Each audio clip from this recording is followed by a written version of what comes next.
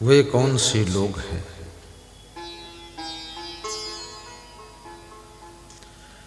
जिनके घर में लक्ष्मी हमेशा निवास करती है, जो कभी धनहीन नहीं होते हैं।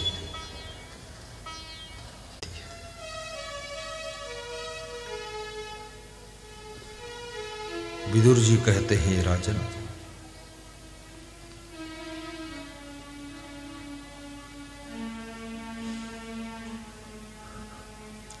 शमो दमः शौचम कारुण्यम वाग्निष्ठुरः मित्राणाम च अनवियद्रोहः सप्तैतः समिधि श्रियः।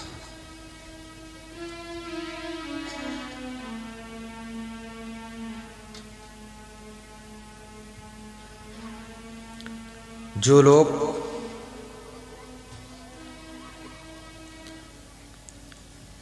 अपने मन को वश में रखना जानते हैं,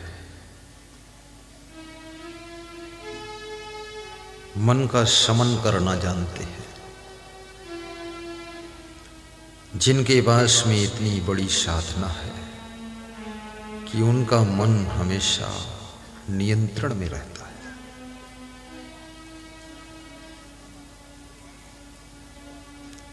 लक्ष्मी उनके साथ हमेशा रहती है।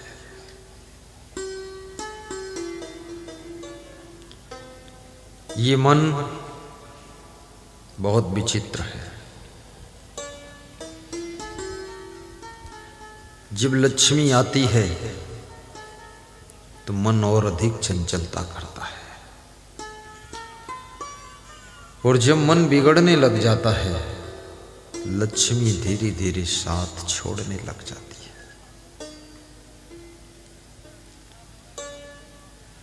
जब मनुष्य के पास में धन बढ़ता है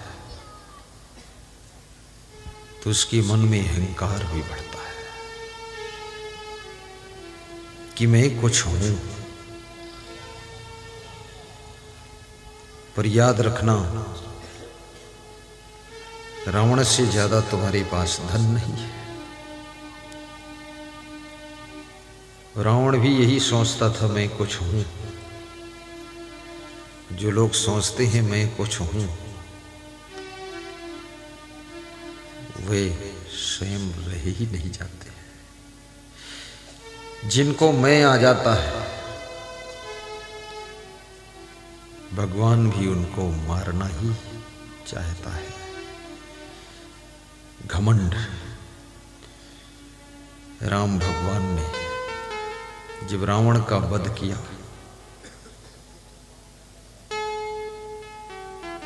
राम से अयोध्या में किसी ने पूछा, आप इतने बलवान हैं, बड़ी पराक्रमी हैं कि रावण जैसे बलवान का आपने वध कर दिया? राम ने मुस्कुरा कर कहा कि मैंने रावण का वध नहीं किया है, रावण के मैंने रावण को मारा है।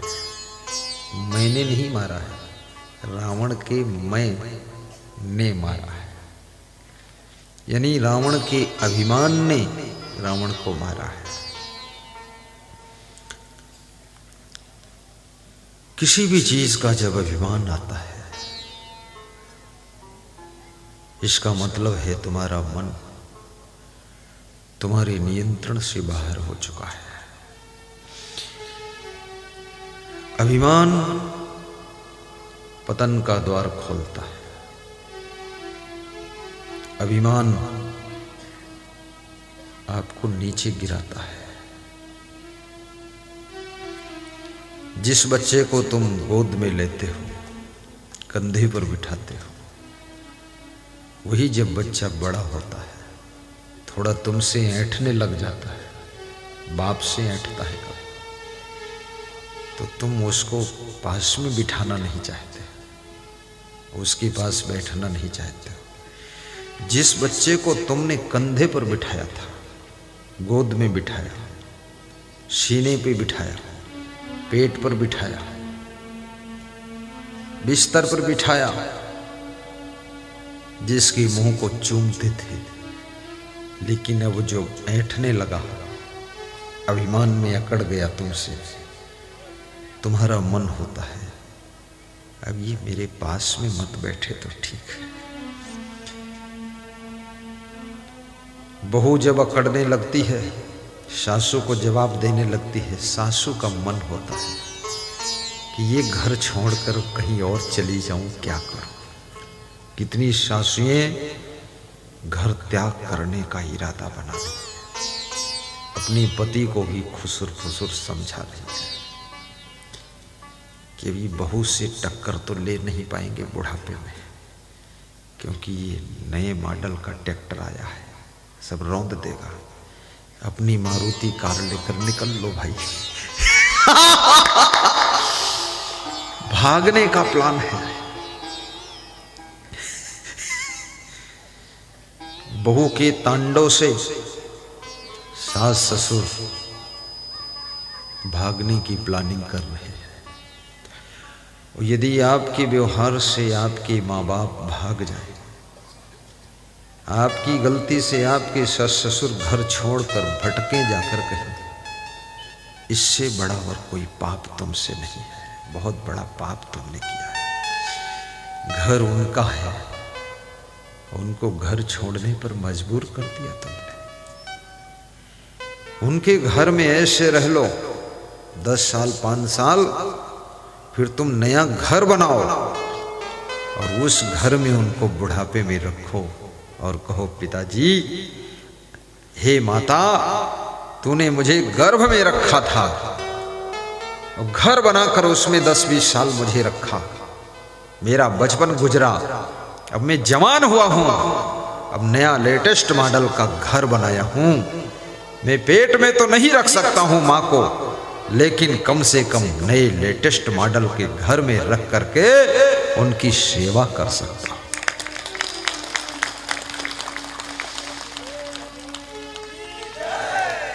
कितने शिष्यों से परेशान होकर के गुरु भी आश्रम छोड़कर भागना चाहता है। भगदड़ मची हुई, शिष्य बहुत आतंकवादी शिष्य आ गए।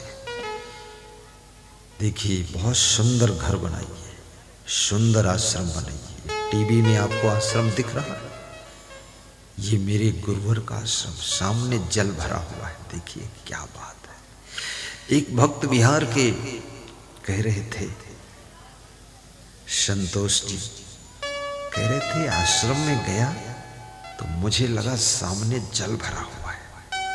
बोले, ऐसे लगा जैसे वो पांडवों ने जो भवन बनाया था तो थल की जगह जल और जल की जगह थल दिखता था। बोले, तो थोड़ा पेंट वेंट ऊंचा करना सोचा। बोले, ऐसा गुरु जी ने आश्रम बना दिया। घर भी सुंदर बनाओ, आश्रम भी एक नंबर का सुंदर बनाओ,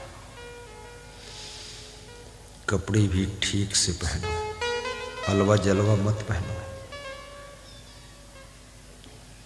मुंह भी साफ रखो, दांत भी साफ रखो, अपने स्वास्थ्य को भी अच्छा रखो।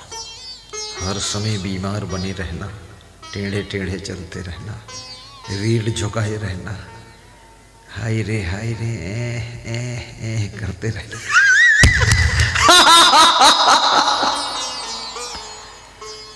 ये कौन, क्या कर रहे हो तुम? मेरे से कोई भक्त कह रहा था, आज ही कह रहा था, पता नहीं भूल गया कौन था, कह रहा था, गुरुजी आप जितनी उम्र बताते हो इतने के लगते नहीं हो। तो हमने कहा, चुप, किस कम किया हो।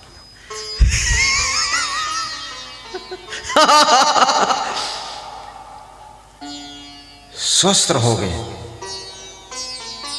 60 साल की उम्र में भी चमकते रहोगे, नशा व्यसन से मुक्त रहोगे, मुखमंडल पर तेज झलकता रहेगा, टेंशन से बचकर रहोगे। अरे, देवी और देवता की तरह सुशोभित होते रहोगे। किसके लिए दुखी हो रहे हो? क्या लेकर तुम आए थे? क्या तुम्हारा है, क्या पराया है, क्या लेकर जाओगे? जो भी बनाया है यहीं पर बनाया है, और जो भी छोड़ कर जाओगे सब यही छोड़ कर जाओगे। किसके लिए इतना चिंता कर रहे हो? कौन तुम्हारे साथ जाने वाला है? एक सुई भी तो साथ नहीं जाएगी, फिर इतना अहंकार क्यों कर रहे हो?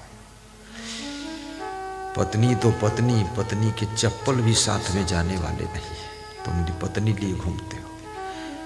पति तो पति, पति की खोपड़ी के बाल भी साथ जाने वाला नहीं। क्यों इतनी चिंता? न धन जाएगा, न चाबी जाएगी, न गाड़ी जाएगी, तो फिर निश्चिंत रहो, टेंशन मुक्त रहो, प्रसन्न रहो, जोर से हंसना भी सीखो, कृष्ण से हंसना सीखो, सुपर्णखा से दूसरों के चक्कर में फंसना सीखो, नाक कटाना सीखो, और मंथरा से बहकाना सीखो, और किसी का घर बिगड़ना सीखो, और कौशल्या से सहना सीखो, और सुमित्रा से गम खाना सीखो, लक्ष्मण से भाई की सेवा करना सीखो, और राम से सत्य के मार्ग पर चलना सीखो। जय। विभीषण से परिवार की उलझनों के बीच में भी भक्ति करना सीखो, कुंभकर्ण से दिन रात सोना सीखो, अहंकार करके अपना और अपने परिवार का विनाश करना सीखना है तो रावण से सीखो। पत्नी की बात न समझने से विनाश सीखना है तो रावण से सीखो। मंदोदरी ने कितना समझाया था। तुम्हारे पिताजी तुमको जब बहुत समझाने लग जाए, भाई समझाने लग जाए, माँ समझाने लग जाए, पत्नी समझाने लग जाए, बहन समझाए, बहनोई समझाए, साला समझाए, साली समझाए, घरवाली समझाए, सब समझाने लग जाए तो समझ लेना खतरे की घंटी बज रही है। और अब भी अगर नहीं समझोगे तो तुम्हारे विनाश का वक्त निकट आ रहा है। क्यों नहीं समझते हो? क्यों समझाना पड़ रहा दूसरों को? इतनी मूर्खता क्यों कर रहे हो? कम से कम दूसरों को ना समझा सको लेकिन खुद को तो समझा लो। खुद तो बवंडर करना बंद करो। खुद इतना तूफान क्यों खड़ा किए हो? शराब पीकर अपने भाइयों को तंग मत करो, बहुत पाप लगेगा। जुआ खेल कर अपनी पत्नी को परेशान मत करो, महापाप लगेगा। बहन बहनोई को गाली मत दो, पूज्य होते हैं, अन्यथा नरक मिलेगा। माता पिता को आंख मत दिखाओ, अकड़ मत दिखाओ। ये शरीर उन्हीं के शरीर का एक टुकड़ा है, उन्हीं के मांस और मज्जा से बना हुआ शरीर। उसके बाद उन्हीं से आंख दिखा रहे हो, अकड़ रहे हो। अकल है? चुप बैठ जा नीचे, फालतू बात मत करना। हाथ जोड़, बाप के पैर छू और माँ से माफी मांग। अब कान पकड़, अपने बाप के मत पकड़ना। गलती मत कर। उन्हीं के शरीर से जन्मा हुआ तुम्हारा शरीर, उन्हीं से ऐंठ रहे हो, शर्म नहीं लगती? उन्हीं के आंचल का दूध पिया है, उनको भैंस का दूध भी पीने को नहीं दे रहे, चुरा चुरा के मलाई खा रहे हो।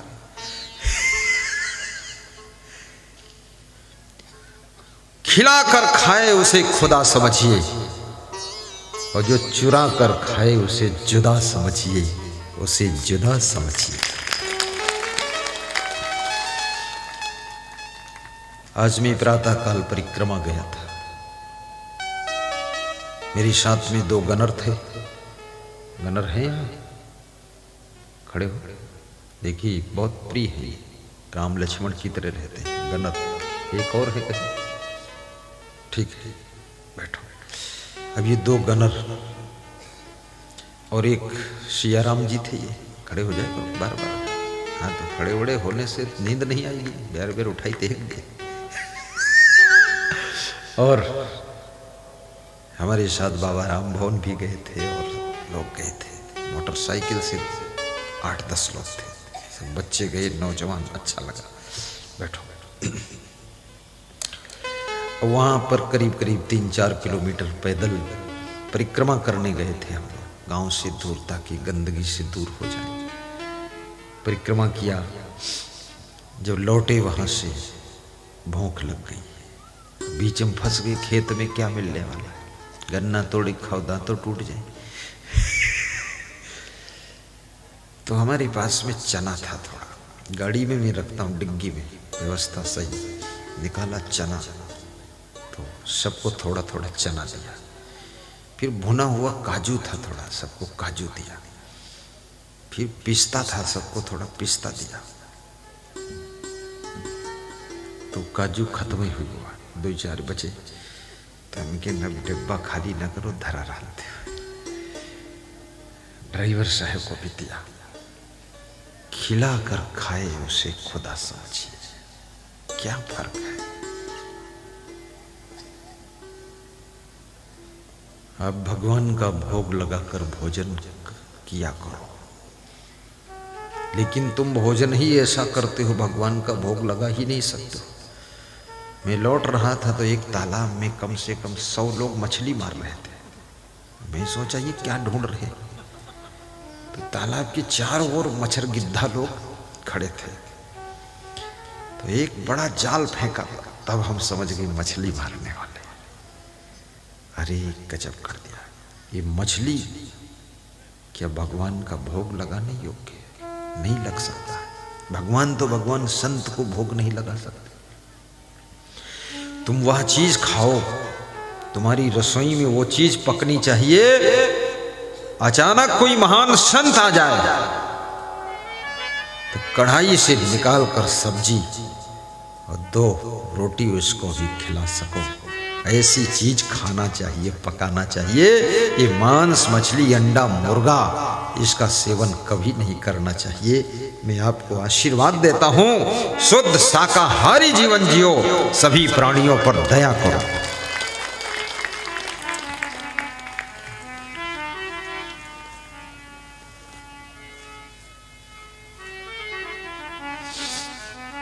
गणेश की माला है, 2-2 माला फंस भी रही है, थोड़ा हाथ फेंकता हूं तो इसको ध्यान, बस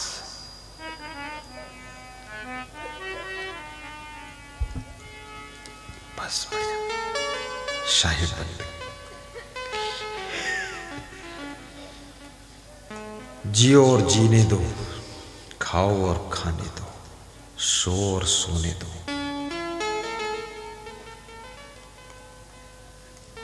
चलो और चलने दो, आगे बढ़ो और बढ़ने दो, खुश रहो और खुश रहने दो। ये भगवान का लक्षण है, भगवान का गुण है। गुणों के रूप में भगवान आपके अंदर विराजमान हो जाना चाहिए। गुण के रूप में जो भगवत गुण है, वे गुण आपके अंदर धीरे धीरे विकसित होने चाहिए। दैवी गुण, दैवी संपदा